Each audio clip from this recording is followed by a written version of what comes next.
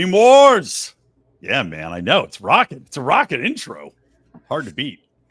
What's up, Lou? Hey, I think this is my first Meme Wars. This is, yeah. Congratulations. First Meme Wars. It's your first Meme Wars, but the last one we're going to post publicly because this show is going behind our subscriber paywall, which all of these people, all of you beautiful people, can find at patreon.com/Lions of Liberty or lionsofliberty.locals.com. But yeah, man, welcome to the show here. And you're, now, by the way, so I'm Brian McWilliams. For those of you who don't know, this is, of course, Lou Perez, very famous comedian who is currently on tour with Scott Thompson from the Kids in the Hall fame. We're just talking about that, man. Tell the people, how's it going with old Scott? The tour has been amazing. It's Scott Thompson is Buddy Cole in The Last Glory Hole. So I get to open every show introducing an audience to The Last Glory Hole. And we've been all over the country. And right now I am broadcasting from a really nice resort in Ogunquit. Is it Ogunquit, Maine? You're asking me? Yeah, Brian, you know how to pronounce all these native names. My aunt does live in Maine, to be honest, but yeah, Algonquin. I saw you post about that, and I was like, I have no idea even how to try to pronounce that word. Well, I got to tell you this: you don't have to pronounce it to enjoy it. It is a lovely town, and this evening, if you guys are in Maine or willing to make the trek, we are at Jonathan's, which is a really cool performance space restaurant. Ate there last night, and it was absolutely delicious. So here I am. Did you bring? Well, I'm hoping you have stickers for the Last Glory Hole that you could put on the bathroom stalls that looks like a hole through the stall to use as the glory hole. I mean, that's marketing. That's your viral marketing right there. Or actually drill holes in the stalls. Well, that's the thing. I've been actually leaving literal glory holes everywhere, and Scott's getting upset because he has to pay to fix them. So that's as close to like the rock and roll lifestyle I'm getting, instead of like doing like the Van Halen thing or whatever, where Guns N' Roses destroying a hotel room. I'm just putting holes that you could stick your dick in. So. He's just getting angry now. He's like, Lou, you've got to stop. I'm paying for glory holes you're not even making just because the reputation precedes you. Exactly. Every glory hole in town now, Scott Thompson's paying for to fix. It's like a class action lawsuit now. Yeah. Well, welcome, man, as I said, and welcome to all of you watching live. We're going to talk about a couple different topics today. Actually, interesting segue. Glory holes typically associated with gay sex, for better or worse. Probably for better. I mean, honestly, probably more tuned to pleasing a man through a stall. I'd rather have a man do it than a woman, if I'm just being honest. I don't have to see what's happening. I'm totally down with it. But I don't know if you saw this. Just today, videos got posted with Glenn Greenwald, journalist from The Intercept, apparently in some very explicit sexual acts. Now, I have not watched these videos, to be clear. I think it's some sort of, I don't know, BDSM stuff, but this is all hearsay because I've not watched them specifically. Have you had a chance to take a peek? No, I have not had a chance to take the peek. My mind has been focused on the Last Glory Hole tour. But no, I saw people sharing kind of like a screenshot of it, and it's it's not even alleged. It's Glenn Greenwald like on his knees, dressed up like kind of like in a, I don't know, schoolgirl outfit ish kind of thing. One, I like Glenn Greenwald. I had the opportunity to interview him some years back for a documentary I did for We the Internet called 5 Reasons Why We Need Hate Speech, and especially on the free speech front. I mean, Glenn's been a really strong proponent, but also like when I saw it, I was sort of like waiting for what the response would be, and Glenn came right out with a response both in English and Portuguese because he's in Brazil, and the gist of it was, it was a consensual act.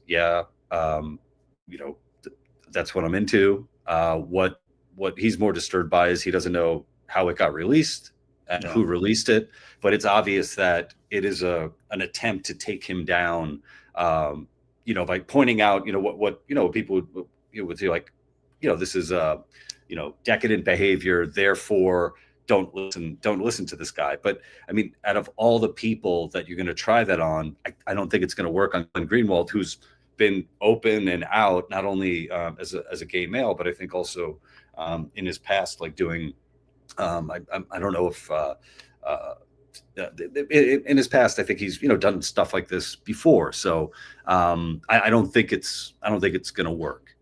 Especially him doing it and owning it right off the bat too.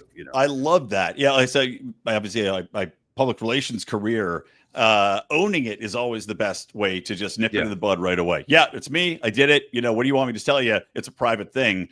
And to your point, who posted it where? I mean, my first instinct is always to go, Mossad. The Mossad did it. Like they seem to be behind everything when it comes to this kind of stuff. It's Epstein style. But the fact that Glenn Greenwald has been, they tried to cancel him so many times. His own co-founded newspaper, The Intercept, forced him out, and they tried to cancel him over the Hunter Biden laptop thing back in the day. The man is as bulletproof as you can get.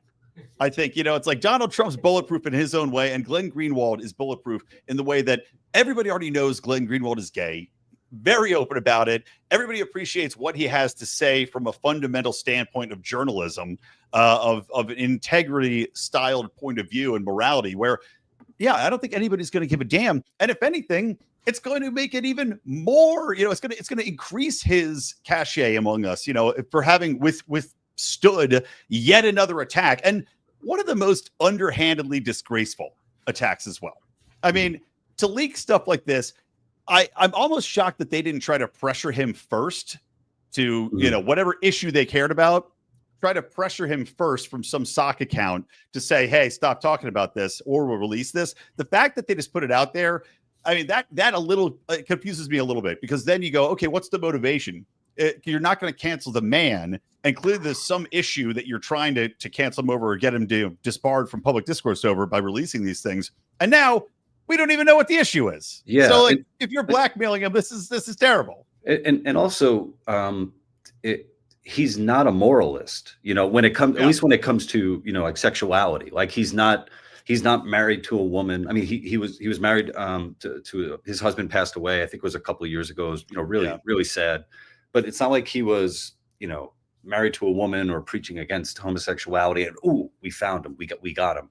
And I think it's kind of similar to that leak that came out with Destiny not too long ago, where there was like either footage of him or a picture of him like blowing another guy, and people were kind of using that as a way to take him down. But Destiny, at least on that front, again, isn't like a moralizer. He came out as bi. He's like, yeah, I'm into guys and girls. I like to I like to have sex. So it's it is strange. It feels like kind of like a throwback to almost like a different time, where it's like, okay, we could use things like being like you being a homosexual as a way to take you down. And it's like, that's not going to work, especially with these, public figures. Yeah. It's your point. It's not like the old days of, the Christian senator who is stumping for marriage between a man and a woman getting caught getting blown in a bathroom stall by a male prostitute. Right. He's the classic example. Yeah. And what kind of blew me, what I was kind of surprised by is, I think one of the screenshots that I saw was it must've been the payment that was made. And it was like, it was in like Brazilian pesos or dollars. I don't know what they are. But in US dollars, it came to like $2,000. And I'm like, holy shit, man. Like you can get paid $2,000 by like making a dude lick your feet. Like that's dominatrix stuff, man. Yeah. I mean, well, I've been looking at these OnlyFans models, out there buying private jets, and there's a market. There's a marketplace for it. And the thing is, the thing that really must burn Glenn's balls here, especially, is you paid the $2,000 based on the promise that this would not get out. That's why you pay the $2,000. Yeah. I mean, maybe this is some super famous dominator of men dressed as little girls, but you paid for privacy. And now that like, of all the things that would really piss me off, that would be it. Yeah. I'd be like, I want a refund. Yeah. Like there Justice for inflation. Like we're being discreet, there's he's not this isn't, he's not performing this for the public. This is what he's doing. And I think about it. Now I'm thinking about it. A couple of things, like even if you took, if there was footage of me in my most vanilla of sexual activity, I don't want that shit. I don't want that shit out there. Even if it's just footage of me making like with my orgasm face, like no, I mean maybe people would want to see it, but I don't. I'd take a look. I wouldn't say no if you just say, hey, here's. I'd take a look. Just but like the Glenn Greenwald stuff. Maybe I'll take a look. Just to critique his form. That face is meant for between me and my wife, or me and my reflection in the mirror. Like that's or $2,000 dominating male prostitute. Dude, I can't. Dude, maybe I'm just you. Thank God my fetishes are cheap, man. Because fuck, like if I was into stuff where I had to shell out $2,000 every time, for one, I just don't make that money. Look, again, I'm opening on this tour. I'm not the headliner. Maybe if I was a headliner, I'd start making some of that, real pervy bucks where I can get that going. You know what it made me? It made me think of I forget what it's called, but there are guys out there with a fetish where they just like give money. It's like they're dominatrix. The daddy, what do they call it? Money daddy or something like that. Something like that. It's where they'll get like a text like send $20,000 to my account now, and that's how they get off. And I'm like, man, there's no way there's a poor guy that could possibly have that fetish, right? You have to, I think, hit a certain income bracket, and then you can go that way, right? So how do I catfish somebody into doing that? That's really the question here. With AI, there's got to be a way I can do it. Just make myself into a beautiful catfishing lady and find myself a whale just to jerk off to me asking for $5,000 to pay for my new car. And look, since pretty soon, meme wars are going to be going behind a paywall. If we can get a couple of those dudes who we could do, because I have no problem just texting guy, listen, you piece of shit. Just random. Well, I get so many random texts like, these spam texts. Oh, did you find my dog? No. Let's just send spam text out. Be like, send me $20,000, you piece of shit. I'll stomp on your balls and to see who bites. It's like the old people scams the Nigerians do. Look, you only got to get one out of 20,000 and you're set. We just need that one. And in the meantime, you guys can pay for our fetishes by, of course, joining the Patreon. Well, I think in a way, I mean, if you're supporting Lions of Liberty, it is kind of a fetish. Like there's absolutely there's no reason beyond you having like some kind of like, decadent disorder for you to want to support, the voices of Lions of Liberty. That's incontrovertible fact. Yeah. Well, all right, here's a go. We'll segue from influencers in actually here I'll bring up my own meme. This is me masturbating on meme wars, memesturbating, if you will. I saw that the DNC, desperate to create their own Joe Rogan, as they have called it, is engaging and spending like $20 million to find the next Democrat Joe Rogan, which on its face is impossible because everything that would make a Joe Rogan is antithesis of what the Democrats believe in or stand for. But they apparently have engaged this influencer named Olivia Julianna as part of their strategy to bring young men into the Democratic Party. Now, usually I don't like to go in on making fun of people's physical appearance. I find it mean-spirited. But in this situation, I had to tweet out that unless the DNC is relying on Olivia Julianna's gravitational pull to attract young men, I don't see this working out because nothing about this makes sense. This is a LGBTQ, morbidly obese, disabled woman who somehow is an influencer in Democrat circles, and they're paying her to attract young men to the Democrat Party. Make it make sense, Lou. Make it make sense. It doesn't make any sense. I was even thinking about it, like, because she had like a follow-up video where she was calling out, I think, Donald Trump Jr. over it, and pointing out like her, taking ownership, I guess, of her weight and stuff, and like when I talk, if I was speaking to young men, right, obviously most of them wouldn't give a shit about what I say, right. and I would accept that, like and I'm definitely closer to the male demographic than she is.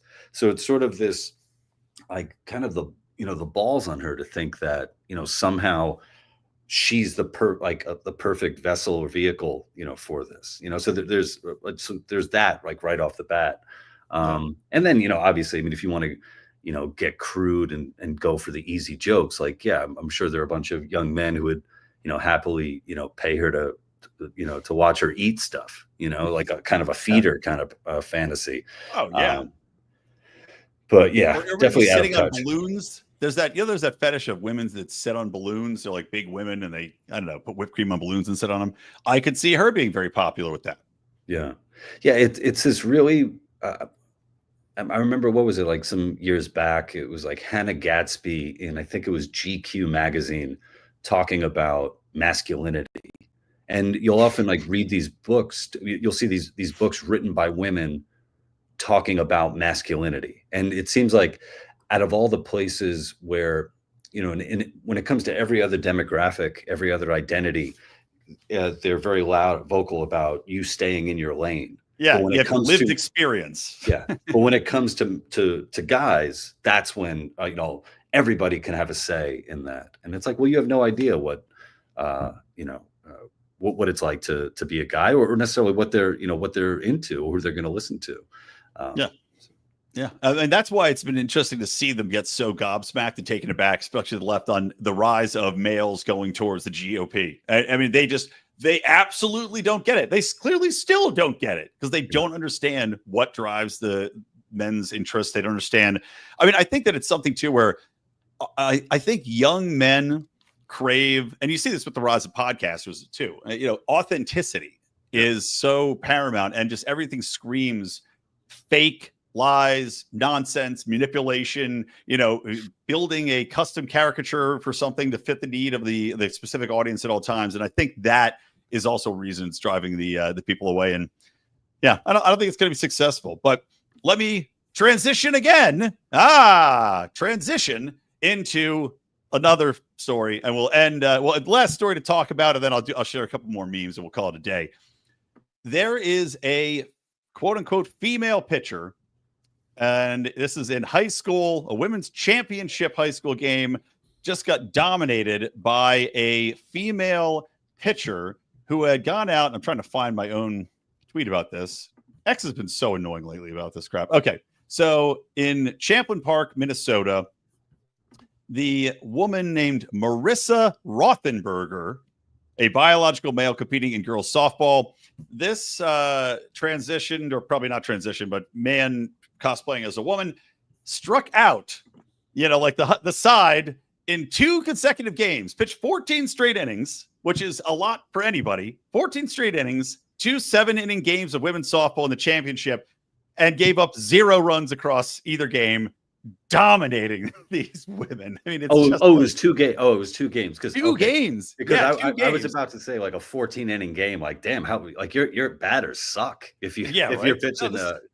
This is 2 different games. It's the same person, back-to-back games in a Class 4A Section 5 softball championship. And I just want to say this just off the bat. I find it interesting.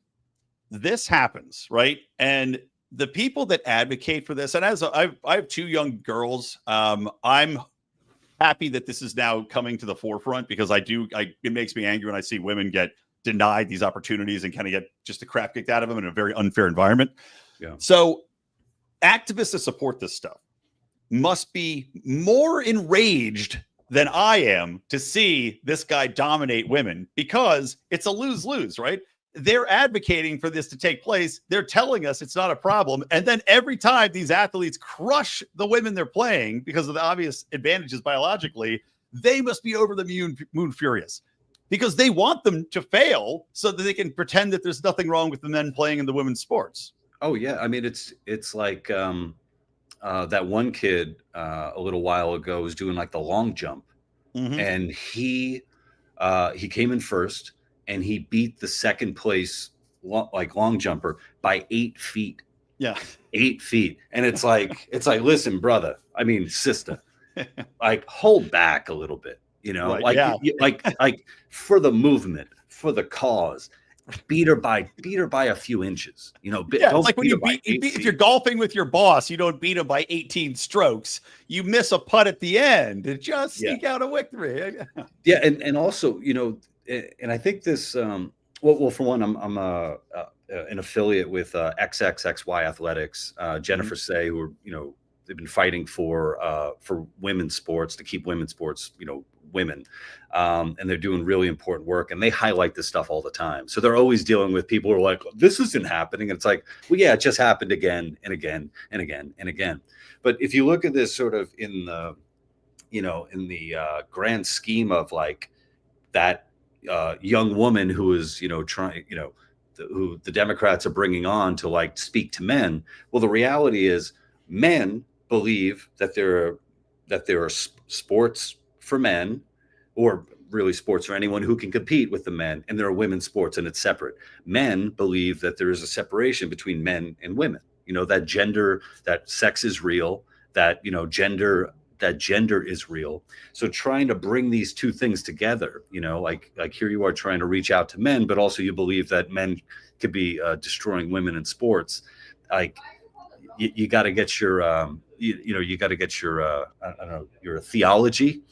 You got to fix your theology a little bit if you actually want to make some impact on people. Yeah, absolutely, man. Well, it's one of those things too where you go, okay, the Democrats voted in mass against a bill trying to ban this exact type of thing. I think Trump is still right now in a fight with Maine over this issue, and then Maine had censored one of their. Oh, you mean where I'm performing tonight? There we go. Where again? Jonathan's in Ogunquit. Ogunquit, Maine, this evening. And there will be 2 biological males performing comedy tonight. We will not be, destroying any girls in sports. So, yeah, there we go. But yeah, it's just so patently obvious again and again and again and again. And it's such a losing issue that I think it's really going to go down in history. And I believe this. I hate saying, the wrong side and the right side of history, but this is one of those issues that will be looked back at and people will just go, I can't believe that we ever advocated for this. I can't believe it was accepted. I can't believe that it was endorsed by major political parties and went and sunk the ship for these people that are going against the massive, 80% of Americans believe that it shouldn't be happening. And I got to think it's getting higher every day, especially as more, people's kids get disenfranchised. And one more quick point too. If you're the parents of this kid, I mean, at some point, don't you just go, look, man, how about you just don't play women's softball because this is going to look real bad.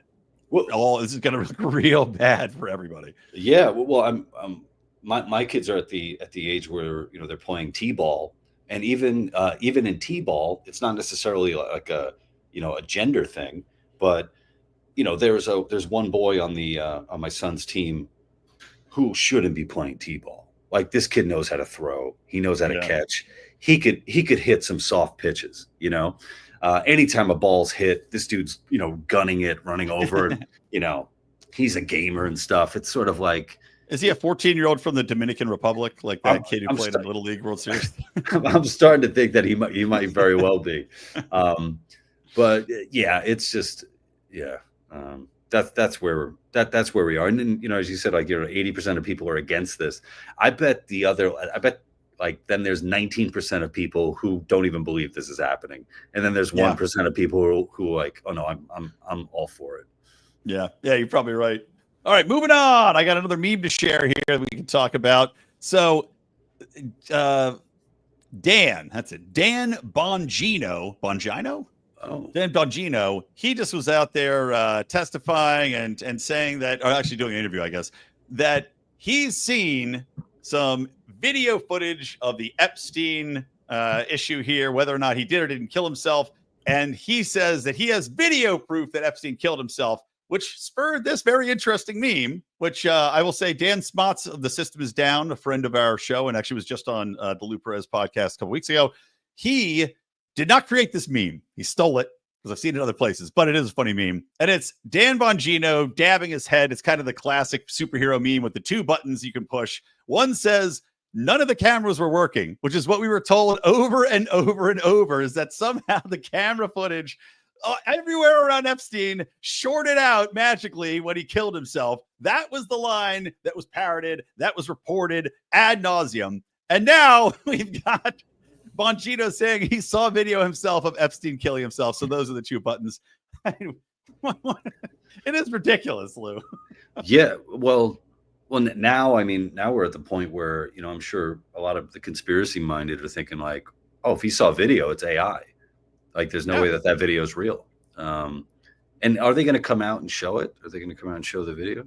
I mean, if they did, I'm sure they'd blur it, because they go, oh, we can't show it. It's too graphic. But yeah, I would wonder if it's AI. But also, Bongino's saying that they're finding hidden files all around the FBI offices too that were trying to be, hidden from the Trump administration. Was it in one of those boxes that he found this evidence? I mean, well, I think something to focus on too is that obviously Bongino and Kash Patel were not a part of the previous administration and what they were doing. So the stuff that they are finding, it's obviously going to be new to them. But I don't know. I mean, if I was them, wouldn't you be a little scared?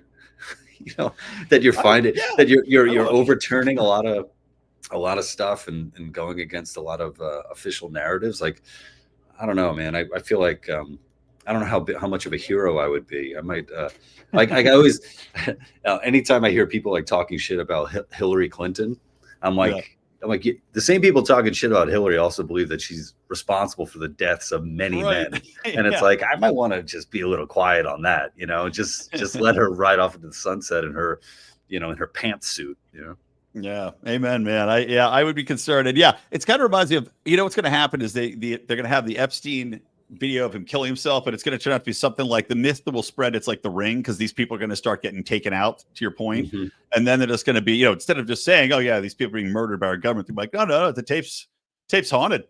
The children, the ghosts of the molested children, if you watch this Epstein tape, they come and they string you up with their shoelaces to their heads and you're dead. Well, now I'm waiting for, when is that, Dan Bongino, Kash Patel, when are those sex tapes going to drop? Any day. Then it might actually work. Like, it might actually work on those dudes if they're into some stuff. I could see it. I bet they're both into some stuff, especially Bongino. I could 100% see Bongino in a little schoolgirl dress. Well, I could totally see him doing some race play, because I always thought he was a black dude, and I did too. Jeff Charles, who's a pretty good follow on Twitter. He's always he's always goofing and always pointing out. He's like, always calling him a black guy, and apparently he's not. But it's like Sean King. Pretend black guy. Well, it would be much easier for Bongino to pretend, for sure. Yeah. All right, last one, and then we'll call it a day, and you can get to prepping and putting up your glory hole stickers. So, Elon Musk transitioning out of the government. Ooh. But Babylon Bee shared an interesting post here. I love the Babylon Bee. Elon Musk leaves job of making government more efficient for much easier job of sending humans to Mars. That about sums it up. They when they get it, they get it. When they hit it, they hit it. Yeah. It is wild that. Yeah, I guess there is no hope, right? It's just gonna be spend. Yeah, I mean, it really. I was excited for what was happening, and if you look at it, you're like, if they had, Trump and Musk, the best of buddies, skipping down the street, and he's finding all this stuff, and there's so much momentum, and the public is so behind this movement. They're like massively behind it. Like, yes, like Matt Kibbe, who we, of course, a friend, both of ours, he had tweeted out, he's like, this is going to cost the Republicans. If they don't codify this stuff, it's going to come back and bite them in the midterms. I think he's right. People want this to happen, and yet nothing. Elon Musk, it's like the sad Ben Affleck, that meme of Ben Affleck smoking sadly to "Hello Darkness, My Old Friend" is Elon Musk right now. Tragic. Yeah, and also I forget who pointed it out, but even like when it comes like the Harvard stuff as well, they were pointing out that Trump's only going to be in office another 3.5 years. So in a way, it's like even the fiercest critics could possibly just wait it out. Yeah. Yep. What's 3.5 years in political age? Yeah. When you look at Joe Biden's of the world, who have been in Congress for 75 years, or Bernie Sanders for that matter. Yep. To Bernie Sanders, it doesn't matter. Well, of course, Bernie Sanders is also a avowed communist, and the communist Chinese also think in the terms of eons. Mm-hmm. Not the turning of a sand. Yeah. And I think in the term of miles. And so if you are in Vermont, which isn't too far away from Maine, and you're looking for a great show tonight, Scott Thompson is Buddy Cole in the Last Glory Hole at Jonathan's in Ogunquit, Maine. That's right. Don't miss it. All right. Well, thank you, Lou. Good to see you as always. Have a great show, man. Reminded everybody out there, you can get this show. This is going to go behind the paywall. We used to do it publicly. We have another show called Politics, which is going to be every other Friday, which Lou, of course, is a part of as part of our Lions of Liberty team here. And support our Patreon, locals, Lions of Liberty. Give us follow, give us subscribe, give a retweet. We appreciate you all. And have a great show, man. The rest of you have a wonderful weekend. And never forget that memes just might be the future and just might save the world. Later.